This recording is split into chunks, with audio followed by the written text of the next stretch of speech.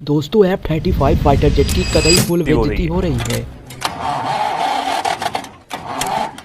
आप भी ठीक करके दरअसल यूके का F-35 फाइटर जेट जो कि दुनिया का सबसे एडवांस फाइटर जेट माना जाता है, वो अब 21 दिन से केरल के एक एयरबेस पे खराब पड़ा है। ये जेट यूके के एक नेवल एक्सरसाइज के दौरान अरेबियन सी से उड़ा था, लेकिन वेदर इशू के कारण इसे केरल में एक इमरजेंसी लैंडिंग करनी पड़ी। जब से इस फाइटर जेट की लैंडिंग हुई है तब से ये ना ही उड़ पा रहा है ना ही रिपेयर हो पा रहा है। यूके से 40 इंजीनियर आए और कुछ नहीं कर पाए। अब यूके कह रहा है इसे हम तोड़कर पार्ट्स में ले जाएंगे। ये वही F-35 फाइटर जेट है जिसे लेकर यूएसए ने भारत पर प्रेशर बनाया था कि इसे खरीद लो, लेकिन अब इंडिया में ही इसका मजाक बन रहा है और जो इसका ऑरा था वो खत्म हो चुका है।